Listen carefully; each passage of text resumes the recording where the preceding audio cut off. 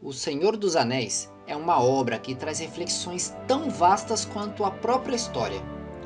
Como lidamos com o poder, a tentação, a amizade, o sacrifício e a esperança que muitas vezes não parece fazer sentido? O que nos motiva a seguir em frente diante das dificuldades? Vamos em frente, é hora de deixar o condado.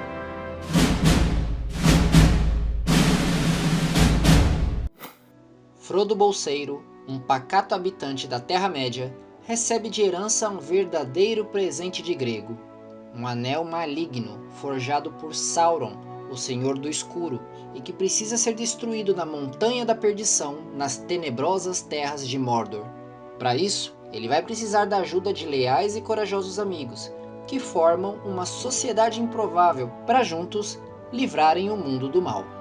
Uma história sobre sacrifício, esperança, tentação e lealdade, que recebeu absurdos 17 prêmios Oscars, uma legião de fãs e marcou a cultura desde 1954, quando o livro foi escrito por Tolkien.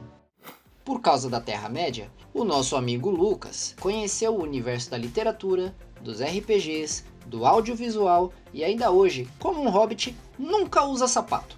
Não, essa parte é brincadeira, ele usa sim. Bom, eu acho que usa. O Senhor dos Anéis é uma coisa meio complicada de discutir e ao mesmo tempo é muito fácil, porque é difícil você escolher em qual ponto você quer se ancorar, né? Porque realmente a vastidão do universo que o Tolkien criou é uma coisa assim, magnífica. É aquele impacto que você não sabe explicar. Você só sabe o que aconteceu aqui agora. O que aconteceu, assim.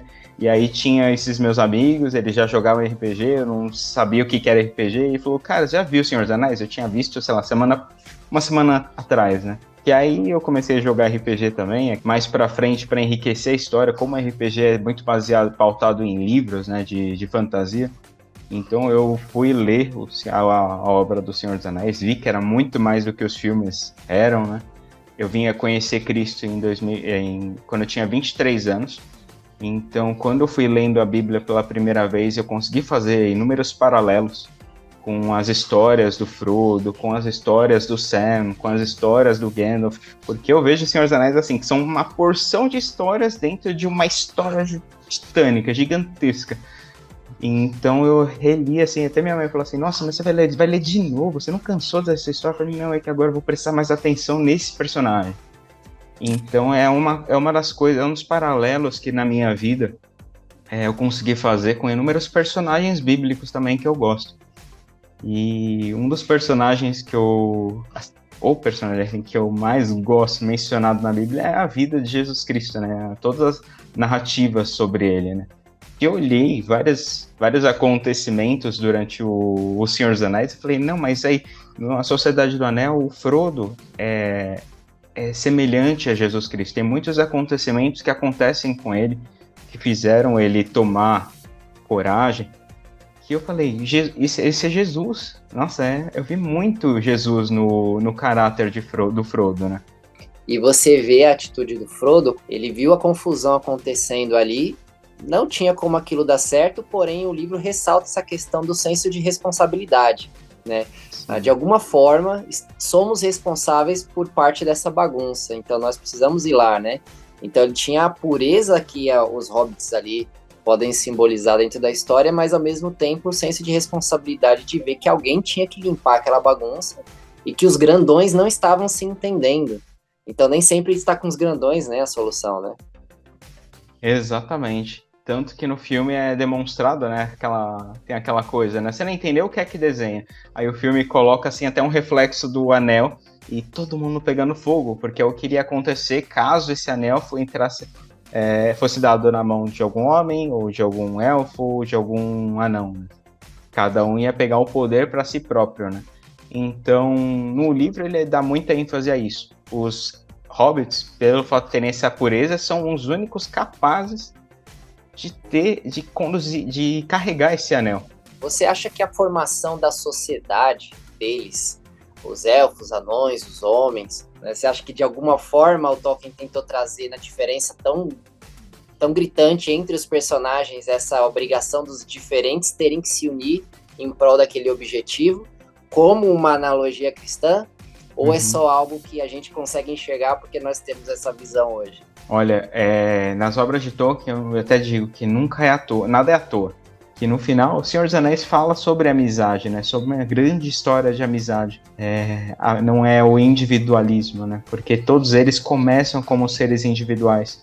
Os hobbits individuais na terrinha deles, os homens individuais nas aldeias espalhadas na Terra-média, os elfos no topo das árvores.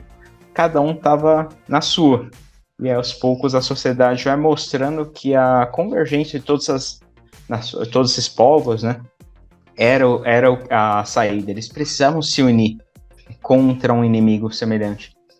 Quando você olha para o Evangelho, Jesus chamando, né, os seus escolhidos ali para serem os primeiros mensageiros, né, do ministério dele, né, os apóstolos, eu acho que aquilo reflete bastante a sociedade do Anel, cara.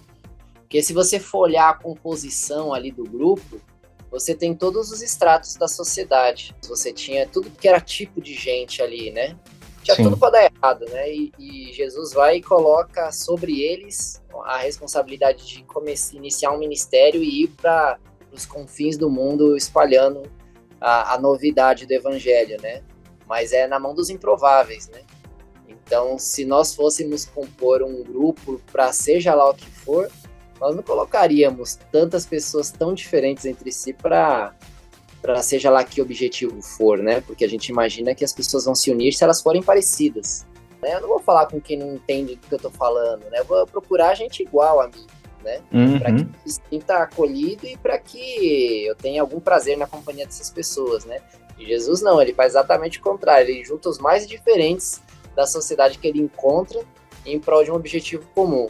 E a sociedade também ela é formada pelos extremos, né?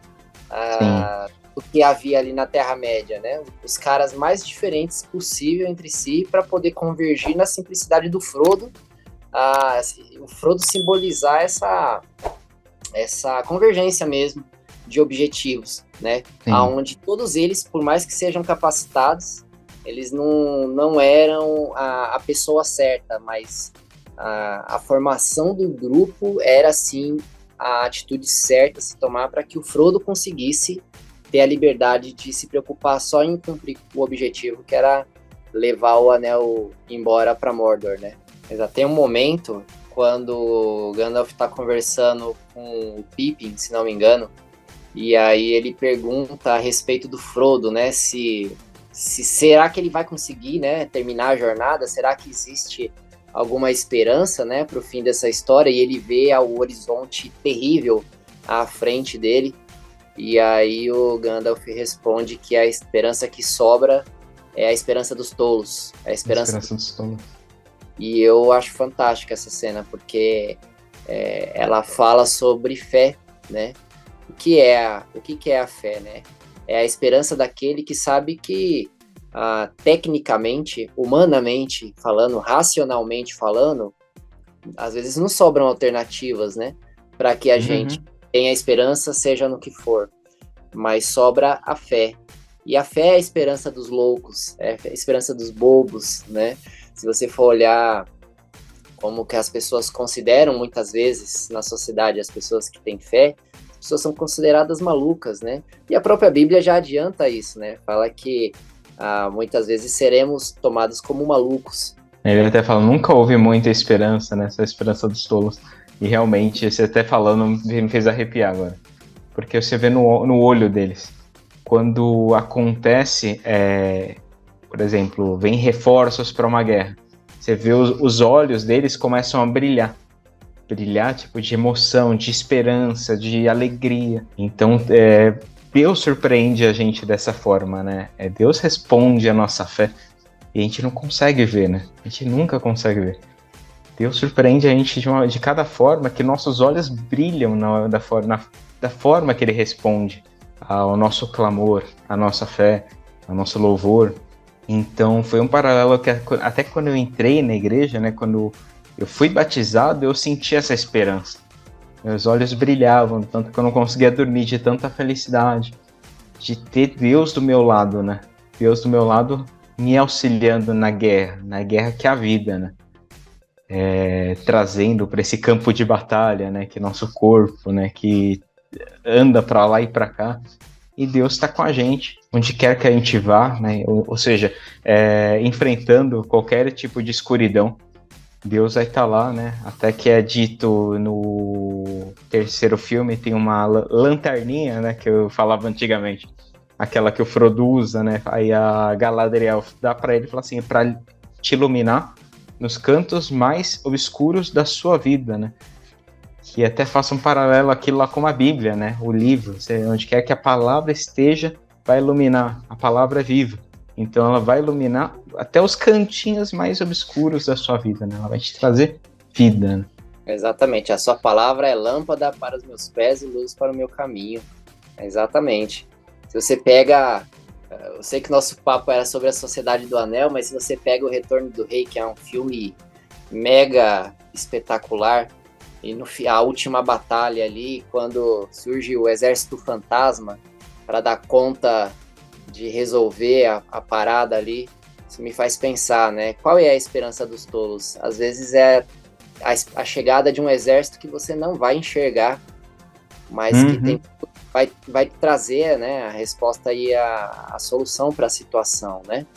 Exato. Então, tem até aquela coisa o Deus na máquina, né? Deus ex machina, que as pessoas falam que é uma solução preguiçosa de roteiro, quando você não tem solução e do nada surge um gênio da lâmpada lá e resolve tudo, né? E a história acaba tudo bem.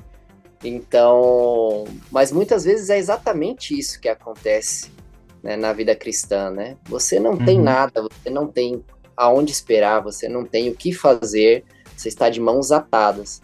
Mas quando você mantém a esperança em Cristo, quando você confia em Cristo e tem a Bíblia como a lâmpada para os pés, como você falou da lanterninha da Galadriel, que ela comprou lá na 25 de março, quando você mantém a esperança nisso, as coisas acontecem e não vai depender de você. E acho que isso que é a mensagem incrível da palavra, né? Então, estou aqui perpetuando a longínqua discussão. Quem é o verdadeiro herói da história? O Frodo, o Sam ou nós que aguentamos 12 horas de filme? Então, fica no ar. Mas eu acho que nem no YouTube todo caberiam todas as reflexões possíveis fazendo um paralelo aqui, né, com o final do livro de João, mas enfim. Jesus Cristo não atravessou a terra de Mordor para jogar um anel dentro de um vulcão, como fez o Frodo Bolseiro, mas atravessou a existência, morrendo numa cruz para pregar nela a escuridão do pecado de cada um de nós. Podemos, como os pacatos hobbits do condado, ignorar a realidade desses fatos, ou fazer como Frodo, Sam e seus companheiros, que escolheram enfrentar o mal para destruir o anel do poder e lutar pelo bem. Busque então a fé, a dita esperança dos tolos, que olha, de tola, acreditem, não tem nada.